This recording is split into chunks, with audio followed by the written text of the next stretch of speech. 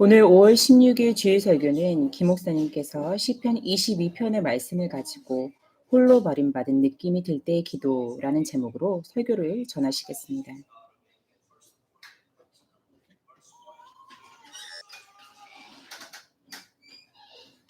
오늘 시편 22편은 두 부분으로 나누어서 설교를 하겠는데요. 오늘은 일단 본문 말씀 21편 1절에서 21절 말씀을 가지고 설교를 전하겠습니다. 시편 22편과 같은 시편은 해석하기 어려운 시입니다. 아마 여러분은 이 시편이 메시아에 대한 예언적 시편이라는 인상을 받으셨을 것입니다.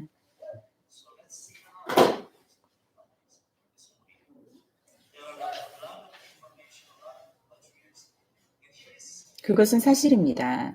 첫 구절인 내 하나님이여 내 하나님이여 어찌 나를 버리셨나이까 어찌 나를 멀리하여 돕지 아니하시오며 내 신음소리를 듣지 아니하시나이까 라는 말씀은 고난 주간에 반복되어지는 메시지입니다.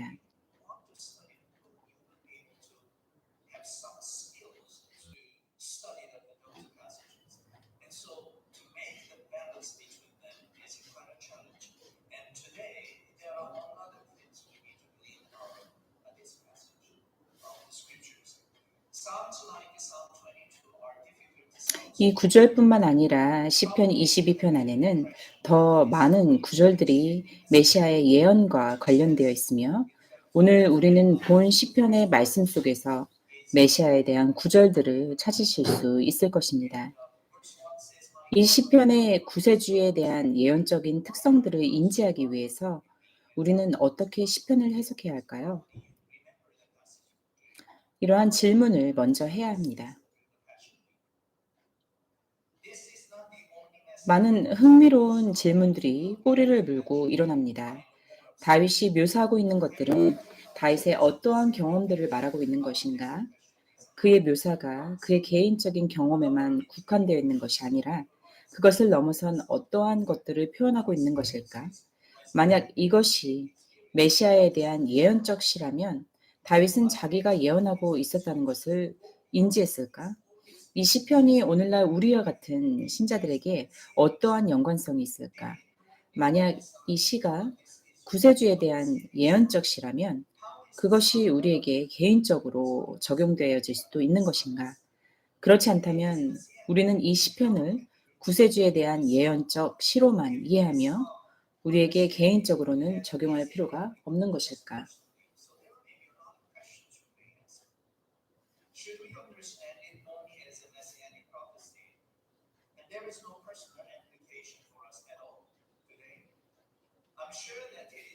많은 분들이 이와 같은 질문들을 하셨으리라 생각되어집니다. 미국의 신학자 H.C. 레오폴드는 시편 주석에서 시편 22편을 해석하는 4가지 방법을 제안했습니다. 그것은 개인적, 이상적, 그리고 국가적, 그리고 예언적 해석 방법입니다. 개인적 해석의 접근법은 이 시가 다윗 개인이 겪었던 것을 당시 겪었던 경험을 다시 이야기하고 있는 것이라고 하는 것을 전제로 하여 해석하는 방법입니다. 이상적 해석에 따르면 이 시편이 어떠한 개인의 경험에 대한 묘사가 아니라 이상적인 의인에게 닥쳐올 모든 어려움에 대한 복합적 서술이라고 보는 것입니다.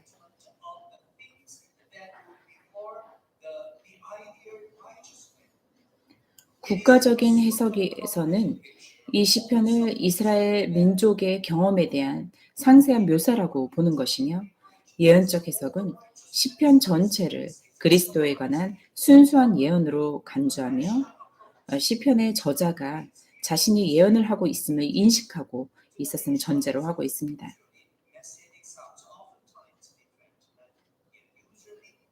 이 접근법은 4가지 유형 중 가장 오래된 것이며 실제로 이전부터 오늘까지 기독교 교회에서 지배적으로 받아들여지고 있는 해석입니다.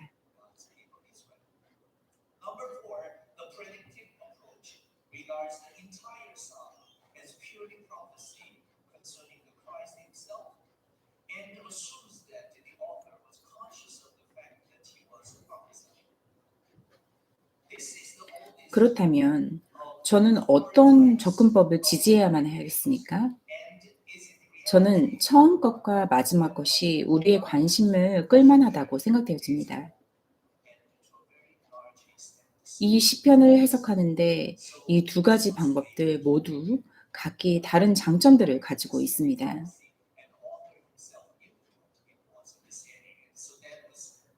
그래서 이 시편은 개인적 그리고 메시아에 대한 예언적 의미를 모두를 가지고 있습니다.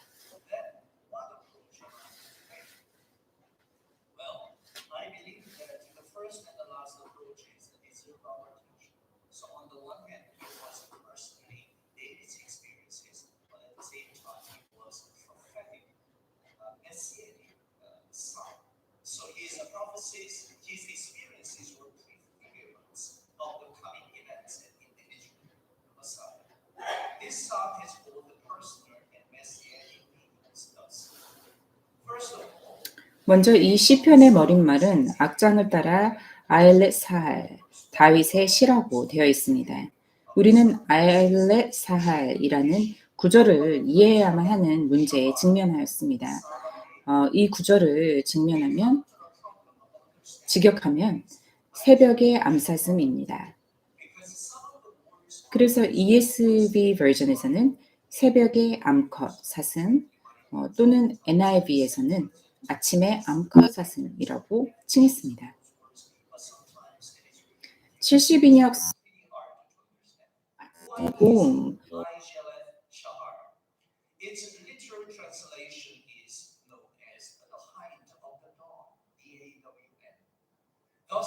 사냥되는 암사슴에 대한 염려라고 번역하였습니다. 많은 주석가들이 마틴 루터를 따라했지만 역시 많은 다른 주석가들은 이것이 너무 허황되다고 느꼈습니다. 또 다른 이들은 이 부분을 음악적 지문으로 이해하여 이 새벽의 암사슴은 시적 표현이거나 음악의 한 부분이라고 이해하였습니다.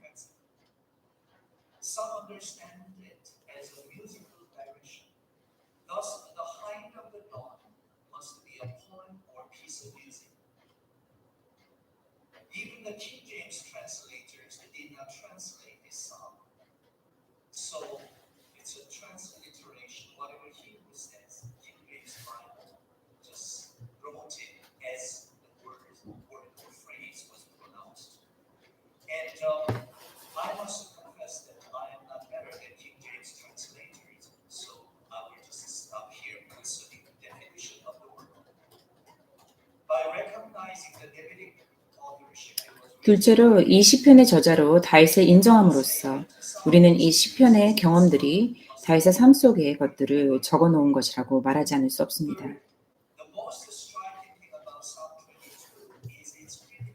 시편 22편의 가장 두드러진 특징은 메시아적 특성입니다.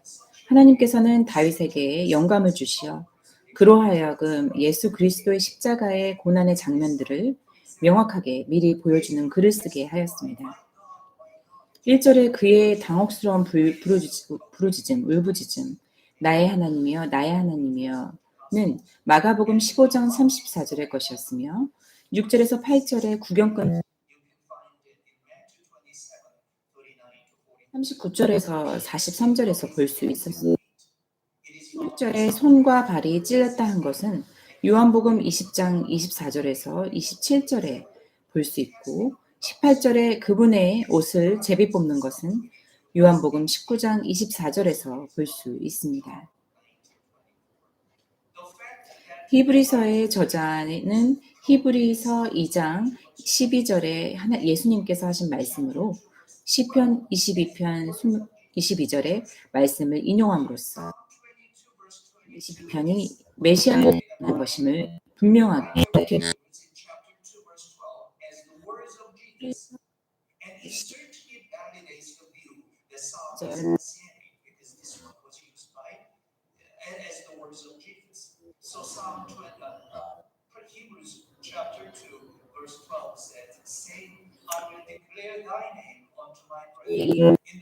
이들에게 밝게 보이고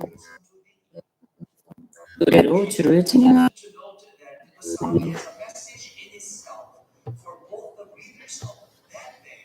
20편, 22편에서는 20편을 지었을 당시에 이것을 읽게 되었던 사람과 모두에게 주는 메시지를 읽고 있다는 것을 아는 것은 매우 중요합니다. 그 메시지는 시편 22편 24절에 요약되어져 있습니다. 찾아서 읽으시겠습니다. 시편 22편 후원자의 공고를 멸시하거나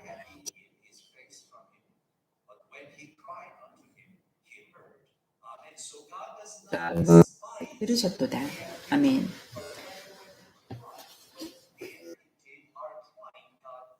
버림받은 것만 느낌 속에서도 그리고 원수의 소나기에 사로잡혀 끔찍한 고난을 당하고 있는 상황에도 불구하고 끝까지 믿음으로 기도를 드렸고 마침내 하나님께서 듣는 소리를 들으셨고 것을 알게 되었습니다.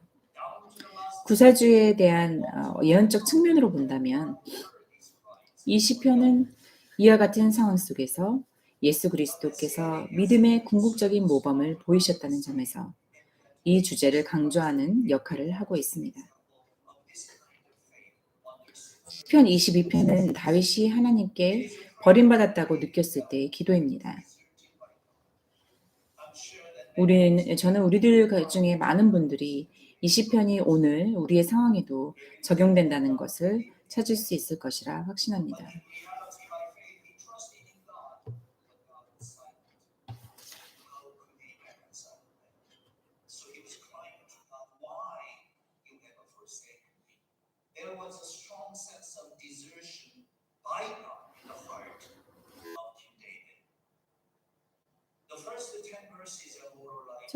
본문 말씀으로 들어가겠습니다. 다윗은 기도를 소개하고 있습니다.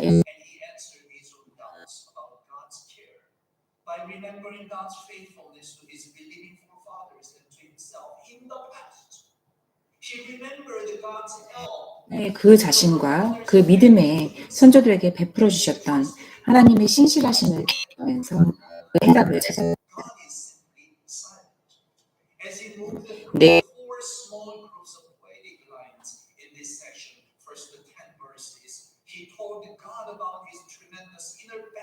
습니다. 저자는 현재 그가 느끼고 있는 하나님께서 자기를 향하여 무관심하시다고 느끼는 감정들을 묘사한 행과 다른 한편으로는 이전에 자신과 또 자신의 조상들을 신실하게 돌보아 주셨음을 기억하는 행을 번갈아 가면서 사용하여 자신의 내적 갈등을 표현하였습니다.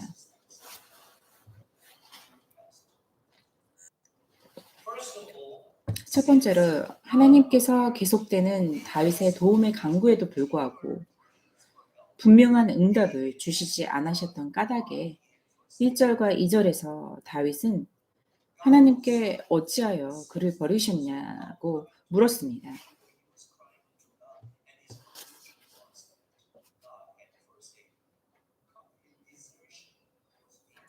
1절에 나의 하나님이여 나의 하나님이여 어찌하여 나를 버리셨나이까. 어찌하여 나를 돕는 일로부터 또 나의 울부짖는 말로부터 멀리 떨어져 계시나이까. 오 나의 하나님이여 내가 낮에 부르짖으나 주께서 듣지 아니하시나이다. 밤에도 내가 잠잠하지 아니하나이다. 아멘.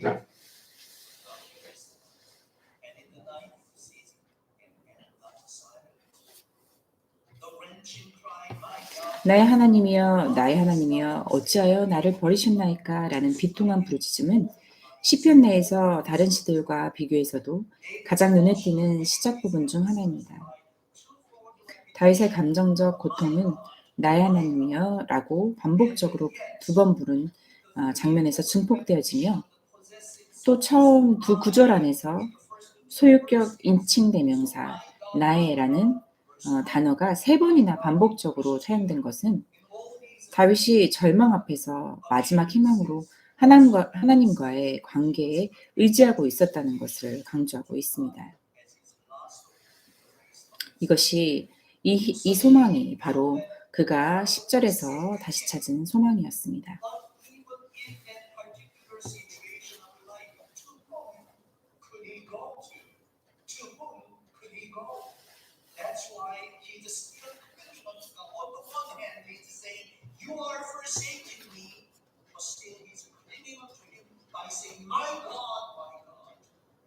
다윗은 하나님께서 자기를 버리셨다라고 생각하고도 했지만 계속해서 다시 하나님께 돌아가서 하나님과의 관계를 의지하고 있는 것을 볼 수 있습니다.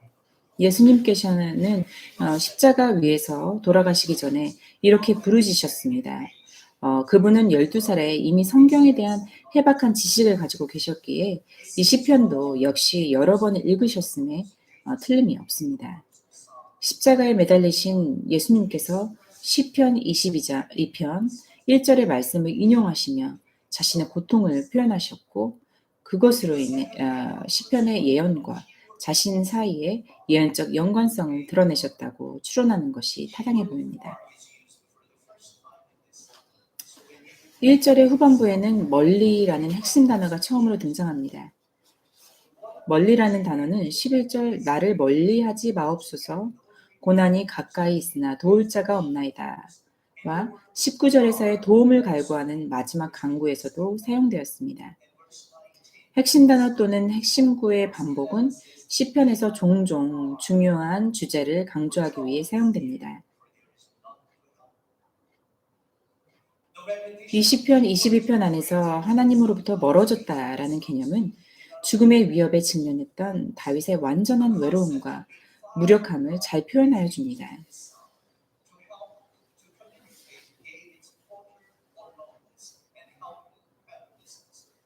이와 대조적으로 다윗은 만약 하나님께서 가까이 하신다면 그분은 옳은 일을 하실 것이며 모든 일은 다 잘 될 거야 라는 뜻을 돌려 말하면서 하나님께서 가까이 하여 주시는 것을 하나님께서 자신을 원수들로부터 구하실 것이라는 생각과 연결하여 말하였습니다.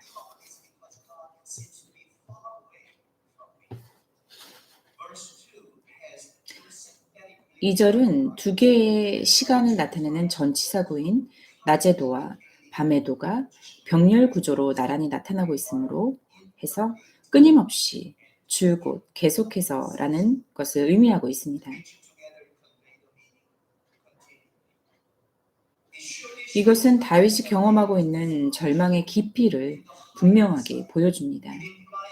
하나님의 분명한 대답이 없음에도 계속해서 하나님께 갈구하는 다윗이 이 기도하는 이면에는 그의 절망적 상태가 숨겨져 있습니다. 그는 하나님에 대한 소망을 버리지 아니하였습니다. 2절에 오 나의 하나님이여 내가 낮에 부르짖으나 주께서 듣지 아니하시나이다. 밤에도 내가 잠잠하지 아니하나이다. 아멘. 낮 동안에도 하나님께서는 그분의 존재를 그에게 보이지 않으셨습니다. 그러므로 밤에도 그는 침묵하지 아니하였습니다.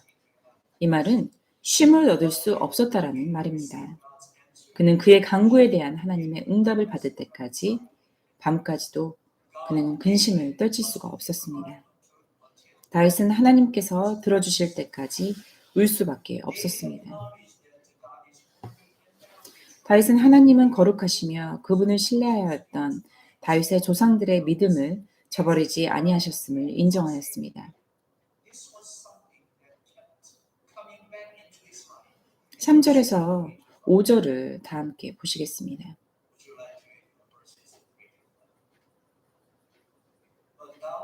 그러나 오 이스라엘의 찬양 가운데 거주하시는 주여 주는 거룩하시나이다. 우리 조상들이 주를 신뢰하고 신뢰하였으므로 주께서 그들을 건지셨나이다. 그들이 주께 부르짖어 구출을 받고 주를 신뢰하여 당황하지 아니하였나이다. 아멘. 그러나로 시작되는 3절은 앞 2절에서 다윗이 하나님께 토로하였던 자신의 이후에 자신이 지금까지 경험하였던 하나님을 상기하면서 그분에 대하여 고백하는 것 사이에서 극명한 대조를 표시하는 역할을 합니다. 아마 다윗은 자신의 극심한 감정을 억제하기 위하여 상기입니다. 아주 중요한 사실은 이처럼 어려웠던 시기에 다윗이 자신을 격려하였던 근원이 바로 하나님을 향한 자신의 믿음이었다.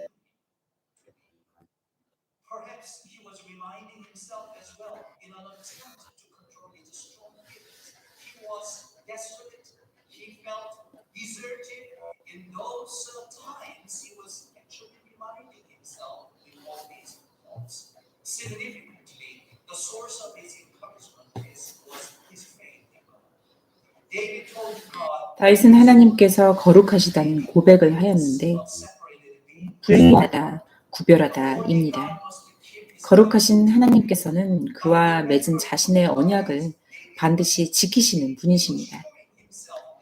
하나님이 어떠한 분이신지를 기억함으로써 현재 다윗이 느끼는 절망이 올바르지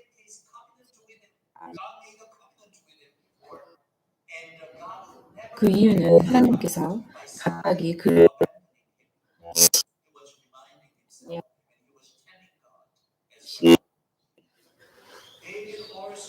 다윗은 또한 하나님께서 이스라엘의 찬양 가운데 거하시는 분이라고 고백하였습니다. 이것은 말 그대로 하나님께서 이스라엘의 찬송의 왕자에 앉으셨다라는 뜻입니다. 하나님께서 성전이나 성막의 시은자, 속죄소 위에 좌정하셨듯이 이제 하나님의 충실한 백성들의 찬양과 경배가 그분이 거하시는 곳 위에 새 보좌가 되었습니다. 하나님께서 그분을 이스라엘 자손들을 날마다 성실하게 인도하신다는 점에서 하나님께서는 다른 모든 이들과 구별되고 분리되셨습니다. 이러한 점에서 하나님께서는 경배를 받으셨으며 비유적 의미로 왕이신 하나님께서 앉으신 왕자로 이후 구절인 시편 22편 2절에서 26절 말씀에 다윗은 하나님께 드리는 자신의 찬송을 더하였으며 1절에서 31절에서는 주님의 왕위를 경축하였습니다. 다윗은 그의 기도 안에서 자기 자신과 그 말씀을 읽고 있는 우리에게 하나님께서 자신을 신뢰하는 분임을 오시는 것을 읽혀 주었습니다. 3절과 5절 사이에서 주여 주를 주께서 그리고 주께 등의 반복과 3번 반복되는 신뢰하다라는 의미와 그 신뢰에 따른 구원 이 모든 것이 다윗의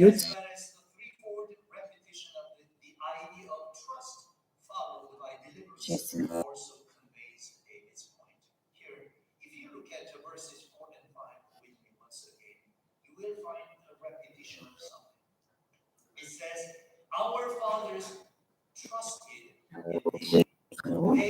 주께서 그들을 건지셨나이다.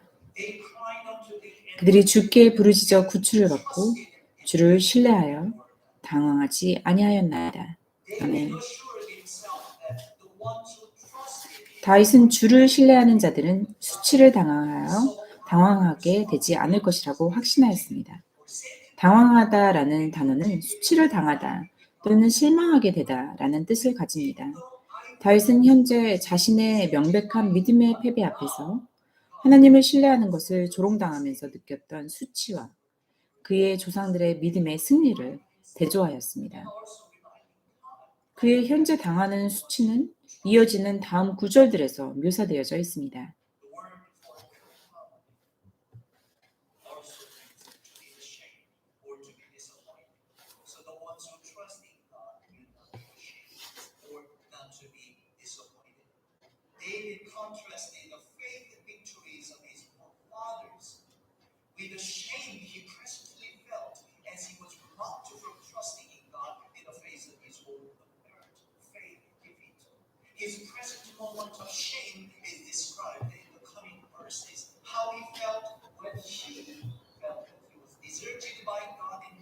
forsaken by God, and people saw him, and people were mocking at him because he was not delivered. It was painful, like the situation. David felt so. 실제로 다윗은 자신이 하나님을 신뢰하는 것을 조롱하는 사람들로 인해 자신이 인간 이하의 존재가 된 것처럼 느꼈습니다.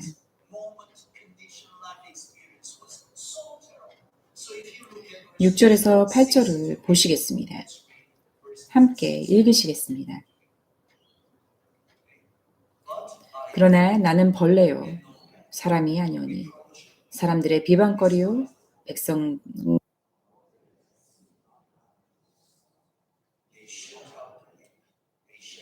머리를 흔들며 말하기를 주를 신뢰하여 그분께서 자기를 건지실 줄로 믿었도다.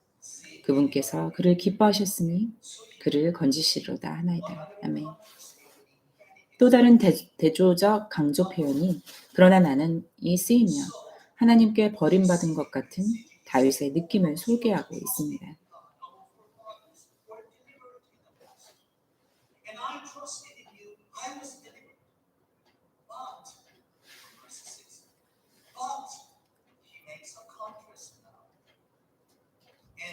Now he introduces his feelings of desertion to God. But for fathers were delivered, but I am not. But I saw how I feel about all of these progresses. He felt ashamed. The shame of being mocked for his seemingly. 그는 수치를 느꼈습니다. 하나님께 부르짖는 그의 헛된 것처럼 보이는 외침으로 인해 당하게 되는 조롱으로 인한 수치를 당하였습니다.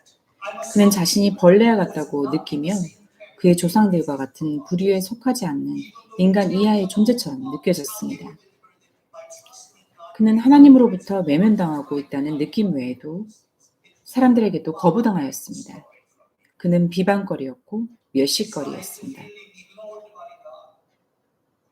was also rejected by men. He was a reproach and despised.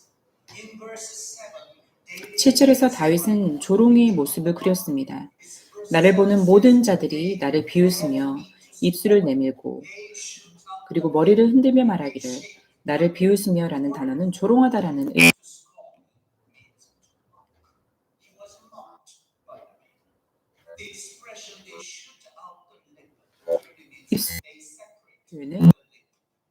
입술을 띄어놓다라는 비웃는 얼굴 표정에 대한 설명으로 받아들여지지만 NIV 번역본에서 번역한 것처럼 모욕적인 말을 하는 입술의 움직임을 묘사한 것일 수도 있습니다.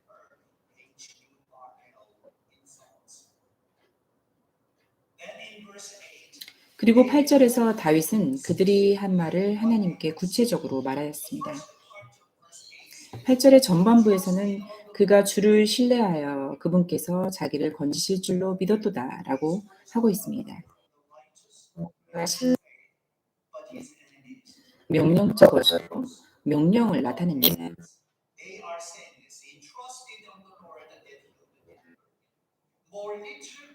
따라서 문자적으로 해석한다면 주님께 내 자신을 맡겨 보아라가 됩니다.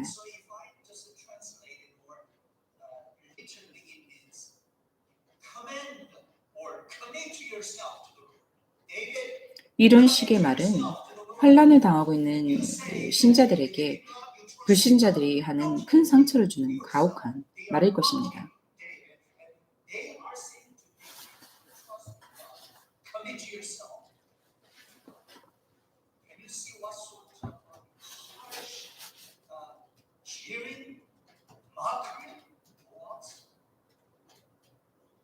Probably these words are the harshest words by the unbelievers, hurting the believers in times of troubles. God, I believe in you. I trust in you. Help me. I'm innocent. Nothing is, no fault is found in me. Please deliver me, but deliverance is not provided for me. I'm still in trouble, and the mockers came along, and they are laughing at me. You believe in God? Cry to him even more. Commit yourself to God. He's going to help you. 너가 믿는 하나님을 의지해라 라는 이런 비꼬는 것은 정말 가혹하고 불경한 말입니다. 이 8절 전반부의 말들은 반어적 표현으로 이해되어야 합니다. 생각한 적들이 무력한 다윗을 조롱하는 것으로 이해해야 합니다.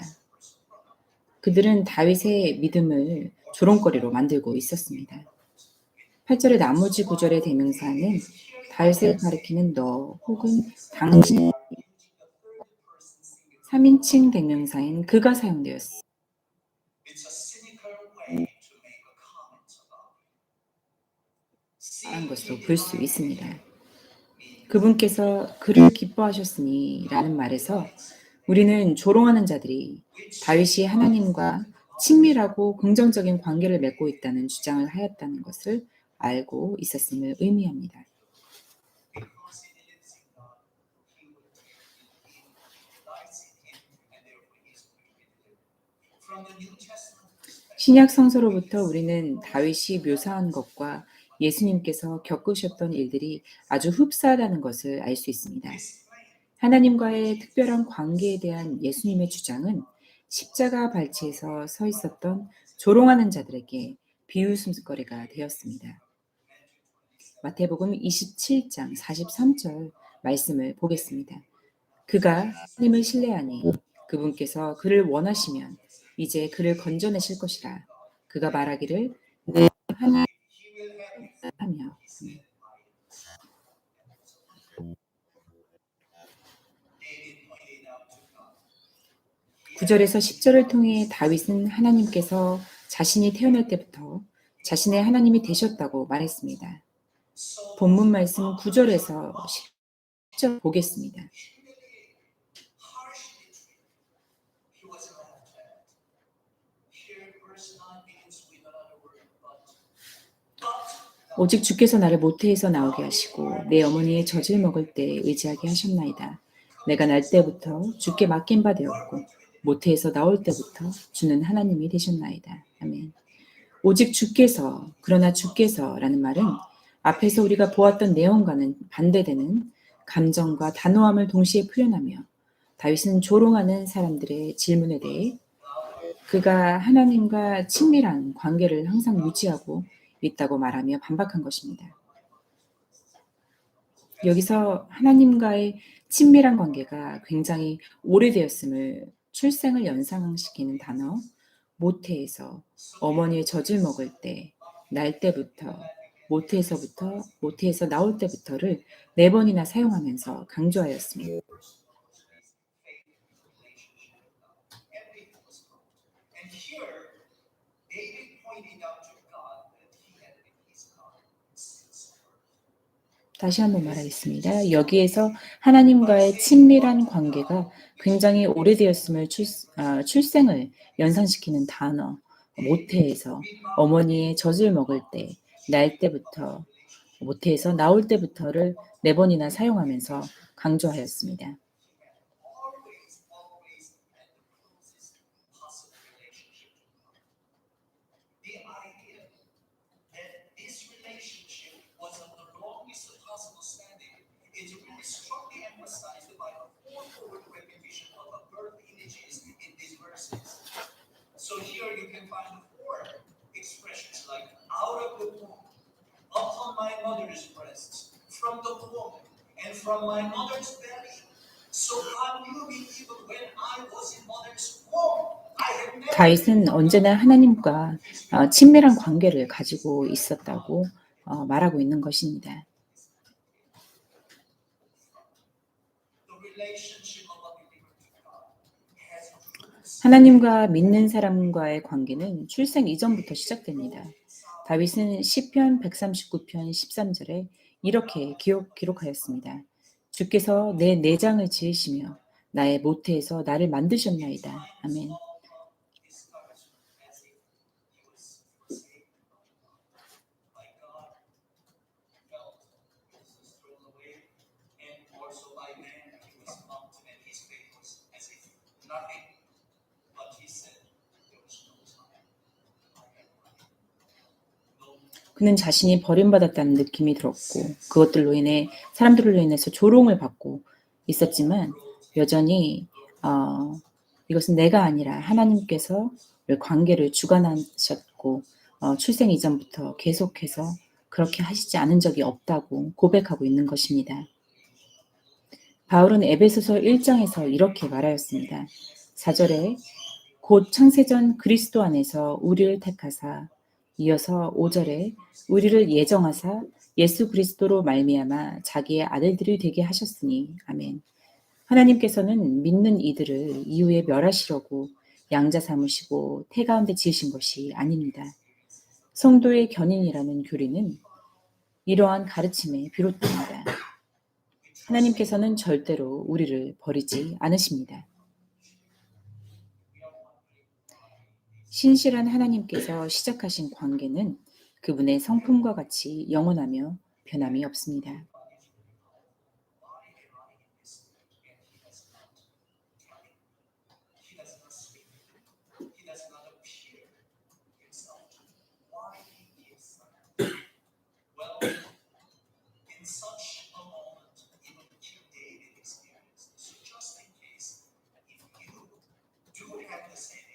만약 여러분들이 이러한 고통 가운데 계시고 버려졌다는 기분이 들고 또 굉장히 힘든 어려움이 있을 때 된다면 다윗 역시도 이러한 경험을 했다는 것을 기억하시기 바랍니다. 그리고 여전히 신실한 하나님께서는 여러분과 함께 걷고 계시고 그리고 여러분과 늘 가까이 계시고 있음을 기억하시기를 바랍니다. 하나님께서는 나를 지시고 나를 아시며 그리고 나와 관계하고 계십니다. 10절 마지막 부분에 있는 나의 하나님이라는 말씀이 1절을 시작하는 단어였음을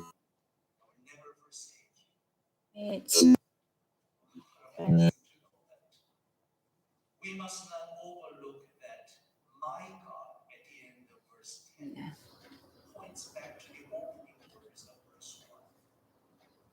Neither God's silence nor man's mockings could shake David's impression. 다시 말하자면 하나님의 침묵하심도 사람의 조롱도 주님이 여전히 그의 하나님이시라는 제 확신을 흔들 수 없습니다.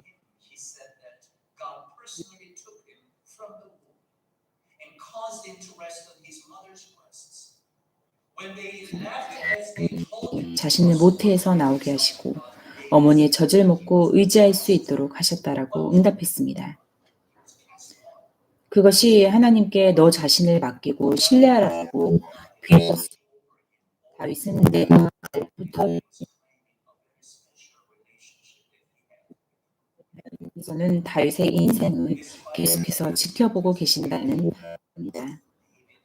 다윗은 자신이 하나님과 특별한 관계를 맺고 있다고 말하였습니다.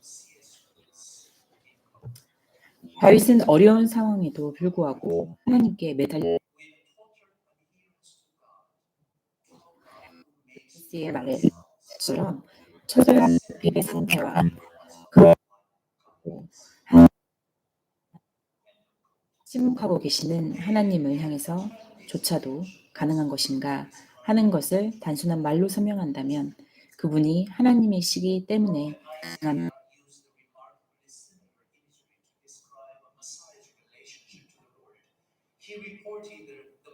자신의 처한 상황을 하나님께 아뢰고 도움을 청하였습니다.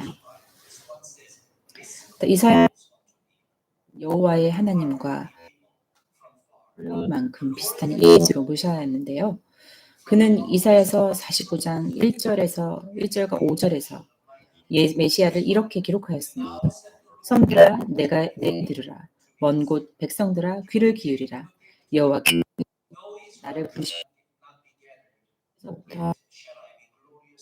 부르셨으며 5절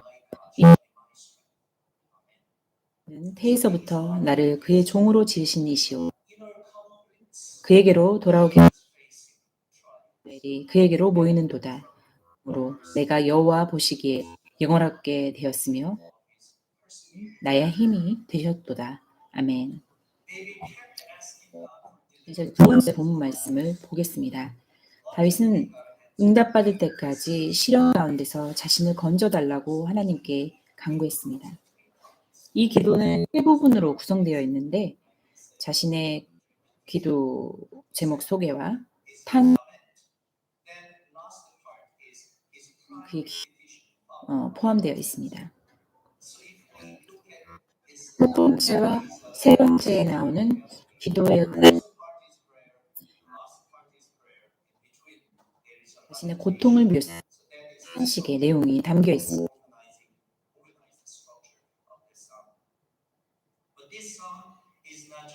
이 시간은 Please follow up. Please follow up. Please follow up. 사자의 입에서 구하소서. 주께서 내게 응답하시고 들소의 뿔에서 구원하셨나이다. 아멘.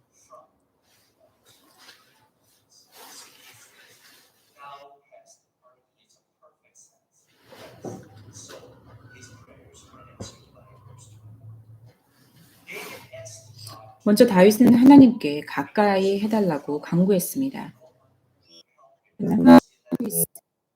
도와줄 사람이 아무도 없었기 때문입니다.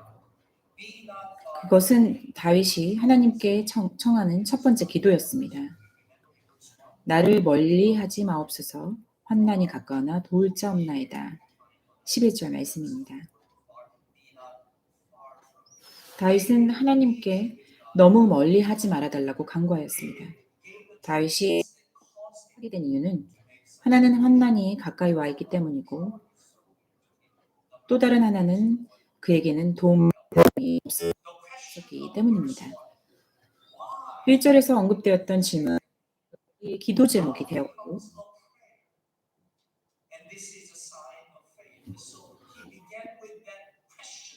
다윗은 하나님께서 가까이 계셔 주시기를 바랬지 그 상황 속에서 구해달라고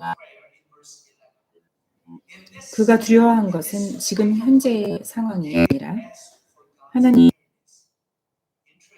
모든 시련을 경험해야 한다는 것이었습니다.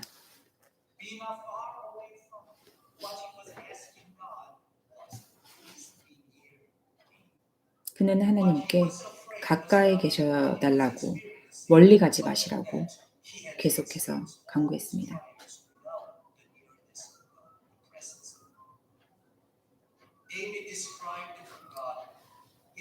둘째로 다윗은 하나님께 자신의 원수들과 그들이 다윗에게 가하는 극심한 고통에 대해 묘사했습니다. 12절에서 18절 말씀을 보면 알 수 있습니다. 다윗은 자신을 둘러싼 적들이 강하고 굶주린 동물이라고 묘사했습니다.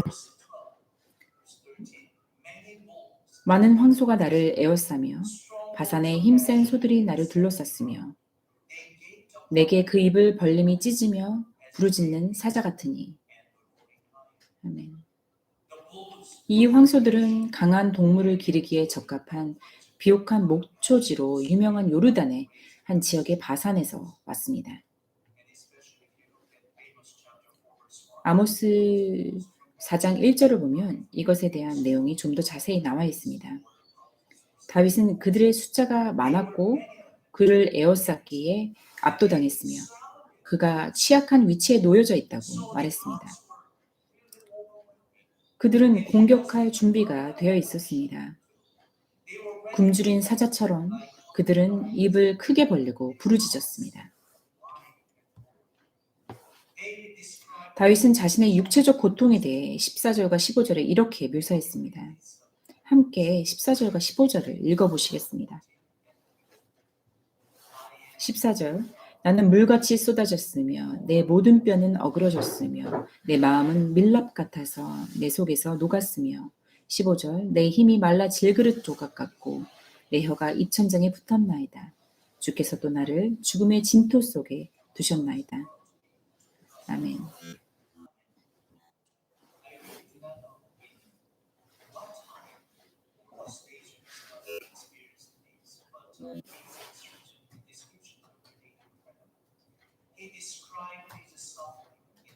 저는 이 다윗이 겪는 그 지금의 시간이 얼마나 고통스러운 시간인지 잘 알 수가 없습니다. 그러나 그가 그 자신의 고통을 묘사했는데요.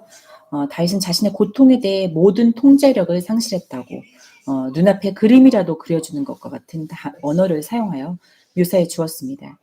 그의 뼈는 모두 어그러졌습니다. 쏟아진 물과 탈골된 뼈의 이미지는 다윗이 육체적 힘을 잃고 밀랍같이 녹은 심장은 그의 감정적 힘의 상실을 묘사하는 것 같습니다. 힘이 말랐다라는 의미는 질그릇 조각과 혀가 이치 달라붙었다라는 다윗의 묘사에 의해 전달되었습니다. 그의 몸 안에 있는 모든 활력소가 고갈되고 그것들로 인해 다윗을 이게 만들고 또 입안을 마르게 할 정도의 큰 두려움을 나타내는 것이기도 합니다. 물론 분명한 것은 감정적, 육체적 스트레스가 쉽게 분리되지 않는다는 것입니다. 시편 22편은 우리에게 정서적 스트레스와 육체적 스트레스, 이 두 가지의 복합적인 어려움에 직면했음을 말해줍니다.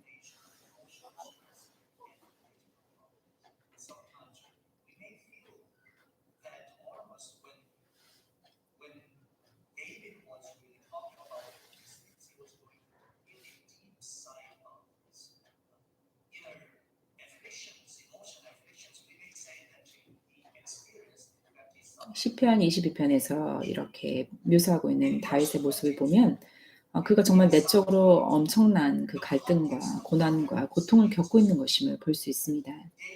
시편 22편에서는 다윗의 정서적, 육체적 고통을 모두 묘사하고 있다고 결론을 내릴 수 있습니다. 다윗은 야수처럼 행동하는 악인들에게 위협을 받았고 있었습니다. 그들은 다윗을 에워싸고 다윗의 수족을 찌르고 16절에 다윗의 옷을 빼앗아 제비를 뽑고 18절 사람을 칼로 위협하며 개와 같이 공격하고 사자처럼 찢고 들소의 뿔들에 위협당하고 있다고 설명하였습니다. 거기에는 분명히 다윗을 향한 적대감이 형성되어져 있었습니다. 다윗은 분명 죽임을 당하고 생각했습니다. 15절 후반부에서 이렇게 말합니다. 또 나를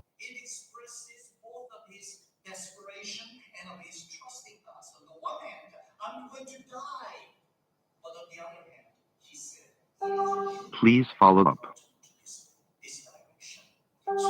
Please follow up. Please follow up. Please follow up.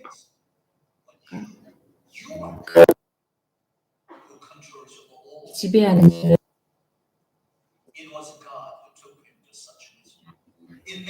그리고 그래서 소망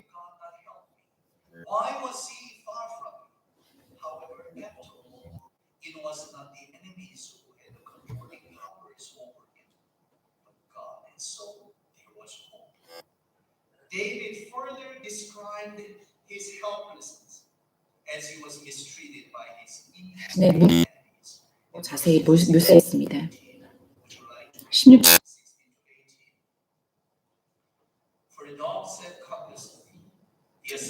악한 무리가 나를 둘러 내 수족을 찔렀나이다. 내가 모든 뼈를 셀 수 있나이다.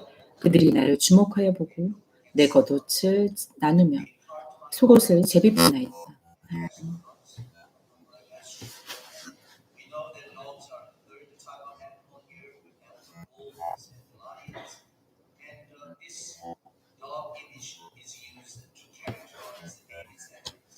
다윗의 대적들을 특징지은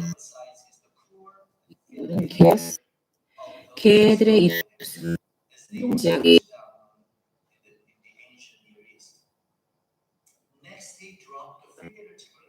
이 같은 개의 이미지로 강조하고 있는 것입니다. 그는 이어서 비유적인 표현을 멈추고 자신의 적들을 악한 무리라고 불렀습니다. 그들은 다윗이 단순히 다윗의 적만이 아니었습니다. 이 악한 무리들은 또한 하나님의 원수들이기도 했습니다. 12절부터 자신이 에워싸임을 당하고 있다는 사실을 반복함으로써 자신이 위태로운 상황에 있음을 강조했습니다. 거기에는 퇴출구가 없었고 다윗은 적들의 공격을 그대로 직면해야 했습니다. 시적인 조합들을 보자면 16절의 마지막 부분이 강조되고 있음을 보게 됩니다. 내 수족을 찔렀나이다. 이것은 예수님께서 십자가에 못 박혀 죽으셨을 때 일어났던 사건을 미리 예표하고 있습니다. 17절에서는 내 모든 뼈를 셀 수 있다라는 말이 나옵니다. 이것은 시편 기자의 몸이 취약하게 다 노출되었으며 또한 지극히 쇠약했다고 하는 시적 표현입니다. 그가 아직 살아있기는 하여도 거의 죽음에 가까워 있었다고 결론을 내리는 것이 논리적으로 보입니다. 다윗의 대적들은 그의 옷을 나누어 입고 그가 죽어가는 모습을 지켜보았습니다. 이것은 그들의 마음속에서 다윗의 죽음이 기정사실이었음을 보여줍니다. 여기서 다시 다윗의 경험과 예수 그리스도의 경험의 유사성을 볼 수 있습니다. 실제로 19절에서 21절 전반부에서 다윗은 다시 한번 하나님께 자신을 건져 주시기를 간구하며 이러한 그의 기도에 대해 하나님께서 응답해 주셨습니다. 19절에 여호와여 멀리하지 마옵소서 나의 힘이시여 속히 나를 도우소서. 20절에 내 생명을 칼에서 건지시며 내 유일한 것을 개의 세력에서 구하소서. 21절 나를 사자의 입에서 구하소서. 주께서 내게 응답하시고 들소의 뿔에서 구원하셨나이다. 아멘. 다윗은 자신의 원수들로부터 눈을 돌려 하나님을 바라보며 비록 우리말 성경에는 나와 있지 않지만 그러나 하나님이라는 말로 앞에 구절을 시작하였습니다. 다윗의 믿음은 그로 하여금 그의 적들의 위협이 아니라 하나님을 바라보도록 이끌어 주었습니다. 그것은 우리가 처한 환난의 날 동안에 믿음이 해줄 수 있는 중요한 역할입니다. 그는 다시 한번 19절에 멀리라는 단어를 언급하였습니다. 그는 11절에 기도를 반복하고 또 기도의 범위를 더 넓혀갔습니다. Trials in the lives of the believers are not unnatural. We do have challenges, and the trials are 믿는 이들에게 환난은 사실 필수적으로 일어나는 것 같습니다. however, all these trials are not intended to demolish us or destroy. 그러나 이런 환난들이 우리의 삶을 소멸시키거나 우리의 삶을 디스트로이 할 것은 아닙니다. 우리의 믿음은 그 환난을 통하여 계속해서 성장하고 또 자라날 것이며 많은 역경과 유혹들을 이겨낼 수 있을 것입니다. Once again, he picked up the catchword from FAR in verse 19, as we found in verse 1, verse 11. He repeated and expanded the repetition of verse 11.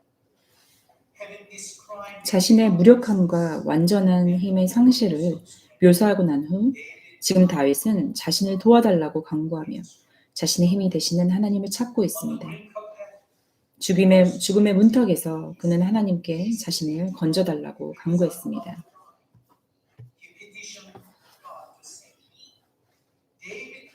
다윗은 여기에서 인내하며 기도하는 좋은 예를 보여주고 있습니다. 이것은 누가복음 18장에서 과부와 불의한 재판관의 예화를 통해 예수님께서 이렇게 말씀하셨습니다. 예수님께서 그들에게 항상 기도하고 낙심하지 말아야 할 것을 비유로 말씀하여 아멘. those words not to faint implies a truth that trials may be prolonged. 여기서 낙심하지 말아야 할 것이라고 말씀하신 것은 우리의 환난이 굉장히 길고 고통스럽다는 것을 의미하고 있습니다. 그러나 예수님께서는 낙심하지 말고 항상 계속해서 기도하라고 말씀하셨습니다. 21절 후반부에 하나님께서 그의 기도에 응답하셨습니다. 유니콘의 뿔에서라는 구절은 모든 주요 성경 번역본에서 들소의 뿔에서라고 해석되었습니다. 이것은 심각한 위험 상태에 있음을 나타냅니다. 다윗은 자기가 들소의 뿔에 받쳐서 던져지며 죽게 되는 것을 마음에 그리고 있는 것입니다. 다윗은 마침내 하나님으로부터 대답을 들었습니다. 22절에서 31절에 그가 하나님을 찬양하는 것으로 보아 그가 죽게 될 마지막 순간에 하나님께서 건져 주셨음을 알 수 있습니다.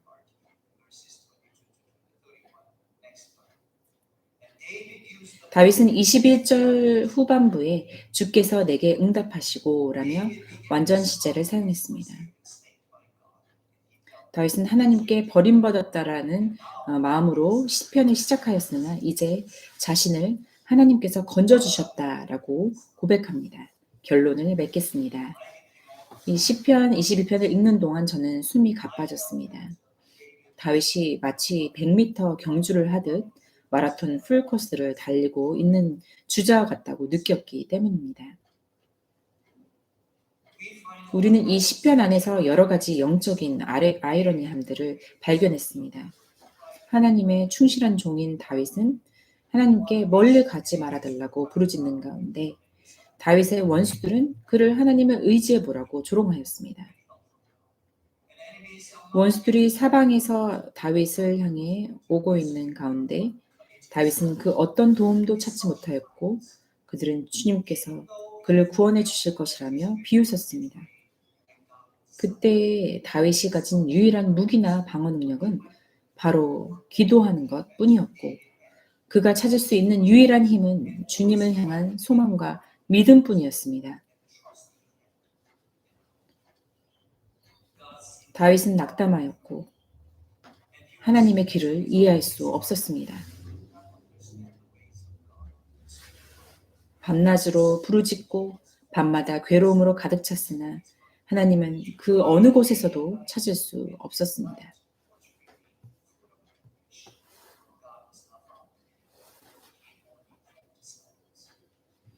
다윗은 지난날 하나님께서 자신의 선조들에게 신실하셨다는 것을 분명히 알고 기억하고 있었지만 지금은 그 어디에서 계시지 않는 것처럼 그 어디에도 계시지 않는 것처럼 느껴졌습니다. 다윗은 절망에 빠질 때마다 그러나 하나님이라고 말하며 돌아왔고 영어 성경에 보면 계속해서 but thou 라고 하며 그러나 하나님이라고 말하는 부분들이 나옵니다. 그 부분들을 한번 살펴보시기 바랍니다. 그래서 다윗은 절망에 빠질 때마다 그러나 하나님은 이라고 말하며 돌아왔고 하나님의 거룩하고 신실하신 성품들을 기억하고 하나님을 계속해서 믿고 의지했습니다. 그는 계속해서 기도했습니다. 그의 기도와 하나님의 성품을 기억하는 것이 균형을 이루었고 마침내 그의 기도가 응답될 때까지 그를 지탱해 주었습니다. 다윗은 하나님으로부터 버림받았다고 느낀 것을 하루 이틀 몇 달이 아닌 몇 해를 경험했습니다. 그런 시간 속에서도 하나님을 신뢰하고 의지하던 다윗은 울부짖는 기도를 쏟아내었습니다. 하나님은 기도를 들으시며 응답하시는 하나님이십니다.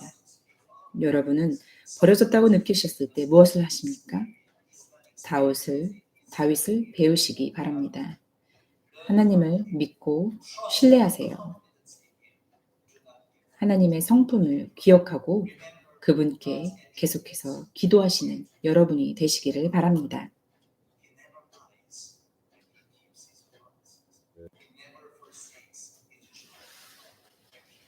하나님은 자신의 자녀들을 절대로 저버리지 않으시고 거짓말하지 않으시고 늘 신실하시고 그 약속을 지키시는 분이십니다. 기도하시겠습니다.